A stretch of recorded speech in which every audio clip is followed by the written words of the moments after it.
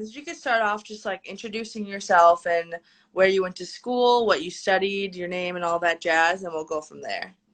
Awesome. Well, thank you first and foremost for having me on and for having this series. I think it's so important to hear the nonlinear paths that people have. I certainly have one. Mhm. I grew up in Florida and I first went to Florida State University. So, growing up in Florida, people go to Florida schools most commonly. And so I did 2 years there and then I transferred. And I went to Smith College, which is a liberal arts women's college in Western Massachusetts. So after my sophomore year at Florida State, I decided I wanted a really new and different experience. And I ended up at Smith, which was amazing. And at school, I studied women and gender, and I minored in exercise and sport studies. So I really tailored my classes around women's health and wellness, which was a topic that I was super passionate about. Mhm. That's awesome. Wow. I love what you studied, and I love how, like, usually I feel like it would be flipped. Like, people study the sports science and wellness, and then they minor in the women and gender studies, but you did the opposite, and I love how you, like, tied those together. That's Yeah, cool. Smith was an amazing place to do that. I was constantly pushed. I remember my first class I took on campus my junior year. I Mhm. came from Florida State, 45,000 students. I was in a sorority, the whole thing, and I came to Smith, which is 2,000 women, in this women and gender studies class. And I was like, why isn't this required? Like, it has to be required. I hope one day it is, because it's so important to learn and understand the topics that we were learning. So essential. And so what made you, I know you said you wanted something new, but what kind of like really initiated you making that jump from Florida to Smith? I had a friend who was at Brown University, and I had visited him and realized like this is a totally different environment than what I'm in now. And what I really craved was that small group setting. I craved intellectual conversation and debate around me. I think that 100% exists where I was, but I just wasn't in that group, and it felt really maybe large and unattainable for me. So the impetus was really seeing somebody else go through the process and being like, wait, I could have this too. Why don't I have this? And not, I mean, frankly, where I grew up in the high school that I went to, I never knew that was an option for me. Like I had never thought about going out of state. And so it was really just seeing through another person, hearing their story and their experience, and saying like, I should do that, and then doing it. Mm, that's great. I think I'm hoping that this series will kind of spark that in other people too, like hearing your story and hearing other people's stories and people being like, yeah, I can do that. Like they did it, why not I? So thank you for sharing that. What did you do post grad? How was that transition? I don't know when you graduated, but I don't know how like the economy was and the workforce and whatnot. Yeah, so when I graduated in 2014. And so it was pretty normal, if you could say that then. Like our economy was doing well. I think the biggest challenge that I had in graduating was that I I wasn't prepared. So I was, and maybe that's not the right word, but I felt that I wasn't prepared. All of my classmates had done internships every summer since freshman year, and I was late to the game. And most of the my classmates were committed to consulting jobs or finance jobs like by fall of senior year, and I just hadn't even thought of it. So I actually graduated without a job, and I moved home. I probably applied to 100 jobs. I kid you not, nationally. I was blasting my resume out, and I was like, I am a capable woman. I've gone to a great school. Like I have good grades, good experiences. Why am I not employable? And that was a hard realization. And I ultimately decided to just start my own social media freelancing business. And I did that out of necessity, really.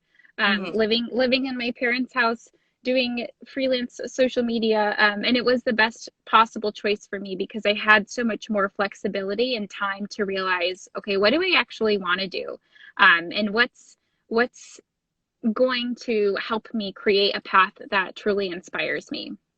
Wow. So that's awesome that you just started that before even working for like corporate or whatnot. And then, so are you still doing that, or what kind of happened after you started freelancing?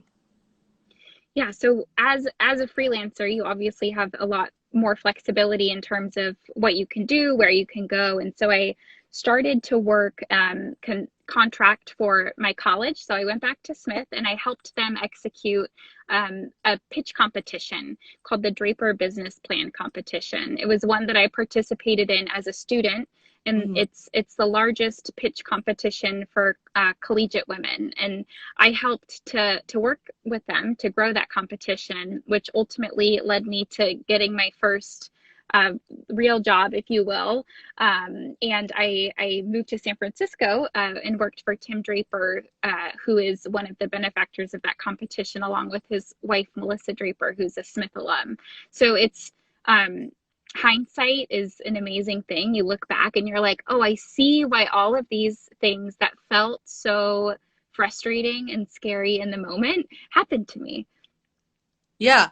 So that's a big thing that I want to touch on is, like you said, hindsight, you're like, oh, that was a great experience. It wasn't as bad as I thought. But when you were in those experiences, how did you like handle your emotions, and how did you kind of like navigate all the decisions you had to make? It's a good question, and I honestly don't know what the right answer is aside from having a support system. So I had parents and I had friends who supported me, who helped me, even like going back to the days when I transferred colleges, right? I had friends who helped me write my transfer essays, and who believed in me and didn't think I was crazy. And I think that's honestly the most important thing. I think no matter what, when you're early in your career, it can feel isolating and scary. And you are like, am I making the right decision? Am I not making the right decision? Um, but you have to just know that, like, A, you have to have people who rock, people who support you and love you no matter what. And B, you have to realize that, like, something else will come of it. Like, everything happens for a reason. One path will lead to another opportunity, and there's a reason why you're in the place that you're in, True. even if it Thank you. doesn't feel like it, right? Yeah. Yeah, like, trust the process and go through it, which is something that I feel like it's always so hard because you're right there. It's like you just got to remove your resistance and say like, okay, like I'm here for a reason, and then after that, I think everything kind of like falls into place. Well, and I'd say the one like tactical tip I have here is building a network early on. So right as I was in college and post college, I went out and I attended women's professional networking groups. Like as a, I don't, how old are you when you graduate? I can't remember, 21.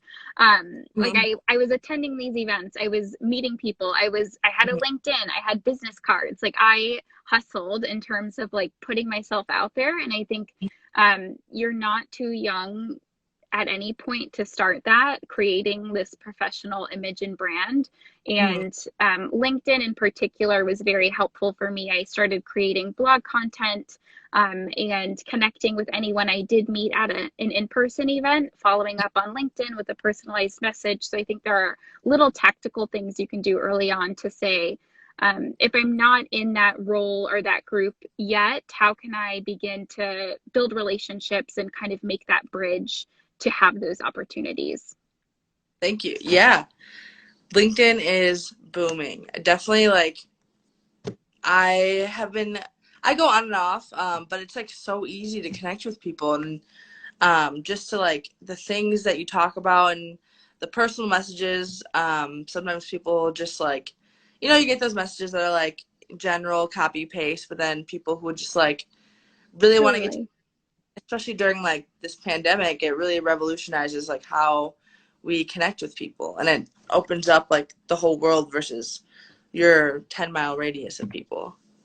Totally. And another platform that I found effective personally for anyone watching who is interested in the technology world or the investor venture capital world is Twitter. So Yeah.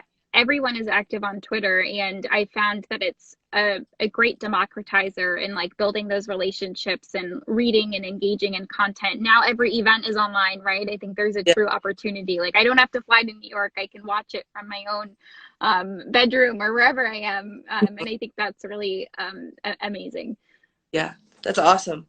So you've already dropped a lot of great advice, but the last question I do like to ask people is what is like one piece of advice maybe you would go back and give yourself when you were graduating or when you were going through that transition that you would want to share with people today? I think the most important thing about my college journey and post-college journey was participating in extracurriculars, making sure that I knew it was okay to spend extra time there. And ultimately, those extracurriculars I did, which were centered around entrepreneurship, Hmm. helped me create the path in which I used professionally. So while what I studied was important, it helped create my perspective.